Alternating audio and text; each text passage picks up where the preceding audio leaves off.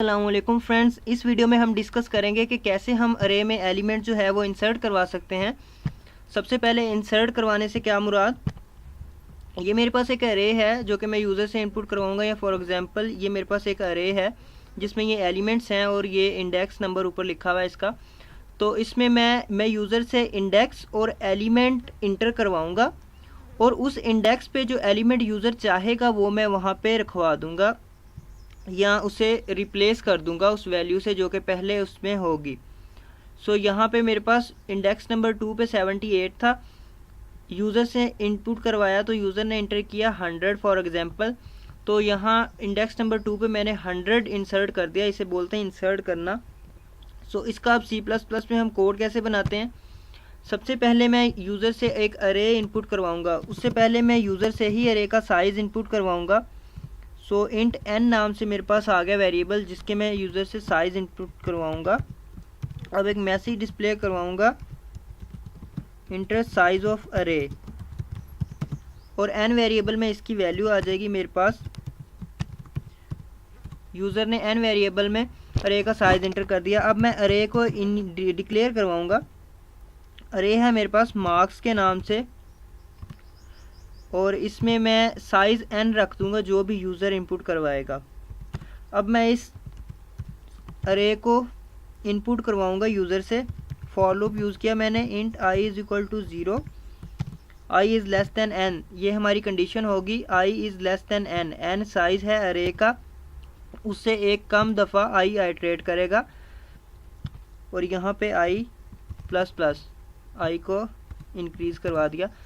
अब यहाँ पे मैं सी इन लिखूँगा और मार्क्स i, ये मैंने यूज़र से इनपुट करवा ली अरे इनपुट। अब मैं यूज़र से इनपुट करवाऊँगा कि कौन से इंडेक्स पे और कौन सा एलिमेंट वो प्लेस करना चाहता है उस इंडेक्स पे। सो उसके लिए मैं दो वेरिएबल लूँगा, इंडेक्स जिसमें यूज़र इंडेक्स की वैल्यू इंटर करवाएगा और एलिमेंट के नाम से जिसमें यूज़र एलिमेंट इंटर करेगा। इससे पहले एक मैसेज प्रिंट करवाएंगे, इंटर एलिमेंट।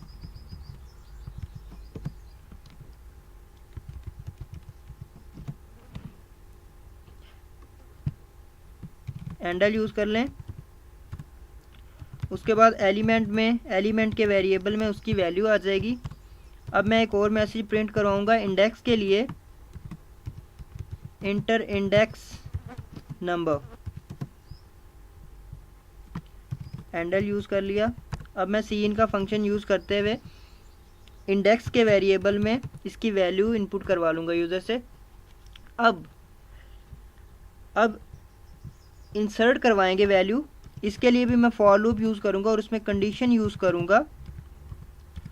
यहाँ पे भी मैं आई वेरिएबल ही यूज़ करूँगा क्योंकि उस आई वेरिएबल का स्कोप जो है वो इस लूप के अंदर तक ही है।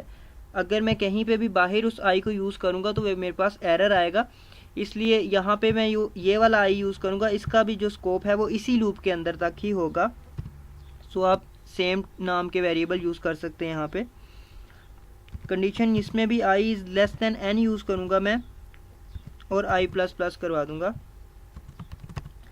अब यहाँ पे मैं कंडीशन यूज़ करूँगा कि इफ़ जो यूज़र ने इंडेक्स इंटर किया है वो हमारे पास i के इक्वल आ जाए तो मैं मार्क्स जो अरे है उसमें उस इंडेक्स पे वो एलिमेंट प्लेस करवा दूँगा जो कि यूज़र ने चाहा या जो यूज़र ने इंटर किया। अब ये मार्क्स अरे में आई इंडेक्स जो यूज़र इनपुट करवाएगा, यहाँ पे इंडेक्स भी लिख लें तो कोई फ़र्क नहीं पड़ेगा क्योंकि दोनों की वैल्यू यहाँ पे हमारे पास सेम है। सो यहाँ पे इंसर्ट होगी वैल्यू। अब मैं अरे को सी आउट या डिस्प्ले करवा दूँगा। यहाँ पे मैं फॉर लूप यूज़ करूँगा, इंट यहाँ पे भी आई नाम से ही यूज़ कर लूँगा, I is less than n और आई प्लस प्लस सी आउट करवा दूंगा मार्क्स आई। इसमें एंडल यूज़ कर लें ताकि हर जो वेरिएबल वैल्यू है वो नई लाइन पे प्रिंट हो। इससे पहले एक मैसेज प्रिंट करवा लें, नाउ अरे इज़ या आफ्टर इंसर्टिंग एलिमेंट अरे इज़। सो अब मैं इसे कंपाइल करता हूँ।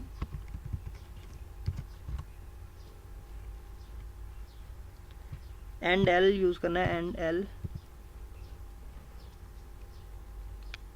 तो रन करता हूँ। इंटर साइज ऑफ अरे, साइज में इंटर करता हूँ 5। अब मैं एलिमेंट्स अरे में इनपुट करवाऊँगा 9, 8, 7, 6, 5। ये 5 एलिमेंट मैंने इनपुट करवा दिए। अब इंटर एलिमेंट जो कि मुझे किसी भी इंडेक्स पे प्लेस करवाना है वो मैं एलिमेंट इनपुट करवाऊँगा। एलिमेंट में फॉर एग्जांपल इनपुट करवाता हूँ G56। अब वो इंडेक्स नंबर, किस इंडेक्स नंबर पे ये वाला एलिमेंट जो है वो मैंने प्लेस करवाना है, मैं इंडेक्स नंबर लिखूँगा 2, 0, 1, 2, 7 की जगह 56 आ जाएगा। नाउ अरे इज़ 9, 8 और 7 की जगह 56 आ गया, और उसके बाद 6 और 5। अब ये तो था सिंपल सा कोड। अगर हम इंडेक्स नंबर जो है वो यूज़र से इनपुट करवाएं और यूज़र इंडेक्स नंबर ज़्यादा बड़ा या छोटा, मसलन कि ये जो हमारे पास लिमिट है, अगर अरे का साइज़ 5 है तो इंडेक्स नंबर होगा हमारे पास 0 to 4। सो अगर हम यूज़र को रिस्ट्रिक्ट कर दें कि वो 0 से 4 तक ही इंडेक्स नंबर इंटर करे, इससे ऊपर या नीचे इंडेक्स नंबर ना इंटर करे। फॉर एग्जांपल अगर मैं यहाँ पे अरे का साइज़ 5 है, अगर मैं यहाँ पे इंडेक्स नंबर अब मैं इंटर करूँगा तो इंडेक्स नंबर अगर मैं 8 इंटर कर देता हूँ, जबकि मेरे पास टोटल इंडेक्स नंबर है 4 तक है इंडेक्स नंबर। अब ये अरे बिना कोई इंसर्ट किए ऐसे की ऐसे ही प्रिंट हो जाएगी, 9, 8, 7, 6, 5। सो अगर हम यूज़र को रिस्ट्रिक्ट करना चाहते हैं तो यहाँ पे मैं एक वाइल लूप यूज़ करूँगा, जिसमें मैं कंडीशन यूज़ करूँगा यहाँ पे इंडेक्स के बाद, यहाँ पे एक मैं वाइल लूप यूज़ करूँगा और उसमें कंडीशन यूज़ करूँगा index is greater than n मेरे पास है साइज़ ऑफ अरे, जो कि मैं 5 इनपुट किया था लास्ट वाले एग्जांपल में, तो 5 यहाँ पे अगर होगा, अगर 5 से बड़ी या जो भी यूज़र साइज़ एंटर करेगा उससे बड़ा इंडेक्स आएगा तो, और यहाँ पे मैं ऑपरेटर यूज़ कर लूँगा, और ऑपरेटर, या इंडेक्स जो है वो हमारे पास 0 से छोटा होगा। नेगेटिव में अगर कोई भी वैल्यू यूज़र इनपुट करेगा या बड़ी वैल्यू इंटर करेगा अरे के साइज़ से, तो उससे ये मैसेज प्रिंट आउट हो जाएगा, inter index from 0 to size, जो कि हमारे पास n वेरिएबल में है, और साइज़ -1, n-1 लिखेंगे।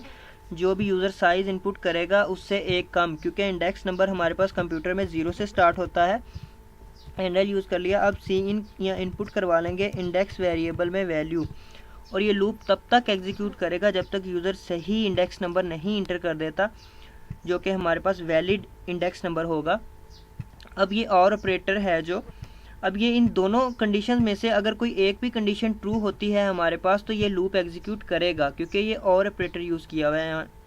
अगर ये इंडेक्स नंबर जो है वो यूज़र बड़ा इंटर करेगा अरे के साइज़ में से एक कम, मसलन कि जो हमारे पास मैक्सिमम इंडेक्स नंबर होगा अगर उससे बड़ा इंडेक्स नंबर इंटर करेगा तो भी ये लूप एग्जीक्यूट करेगा, और अगर 0 से कम या नेगेटिव में इंटर करेगा नंबर तो भी ये लूप एग्जीक्यूट करेगा हमारे पास। अब इसे कंपाइल करते हैं दोबारा से,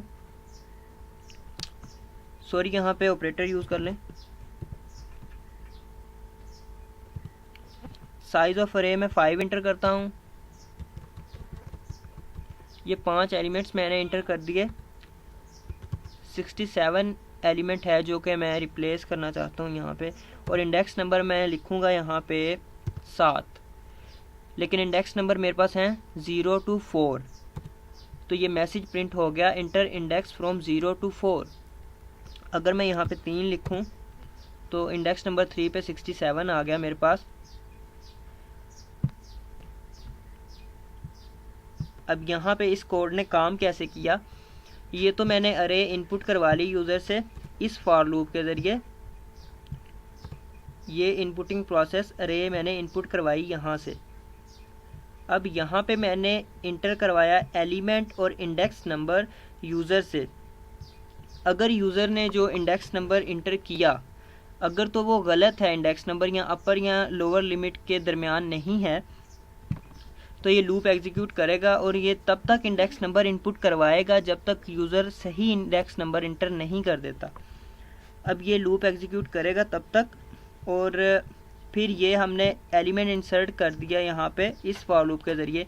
इस फॉर लूप के ज़रिए मतलब कि जो भी इंडेक्स नंबर यूज़र इंटर करेगा, जब वो आई भी मेरे पास इंडेक्स नंबर ही है जो कि 0 से स्टार्ट हो रहा है, जो इंडेक्स नंबर यूज़र इंटर करेगा जब वो आई इंडेक्स नंबर जो कि अरे का है हमारे पास उसके बराबर या इक्वल आ जाएगा, तो हम मार्क्स अरे का नाम और उस इंडेक्स पे आई, यहाँ पे आप इंडेक्स भी यूज़ कर सकते हैं, इन दोनों की वैल्यू सेम होंगी तो ही ये लूप एग्जीक्यूट करेगा, ये कंडीशन सॉरी स्टेटमेंट चलेगी। तो यहाँ पे अगर आई है, जो भी यूज़र इंडेक्स इंटर करेगा उस इंडेक्स पे जो एलिमेंट यूज़र इंटर करेगा वो चला जाएगा, और यहाँ पे अरे को डिस्प्ले करवा दिया हमने इस फॉर लूप के ज़रिए। अब यहाँ पे अगर मैं इंडेक्स भी लिख दूँ तो भी कोई फ़र्क नहीं पड़ेगा। दोबारा से कंपाइल करते हैं, साइज़ में 6 इंटर करता हूँ, 9 8 7 6 5 4, और एलिमेंट मैं रखवाना चाहता हूँ यहाँ पे 100, और इंडेक्स नंबर मेरे पास होगा 5।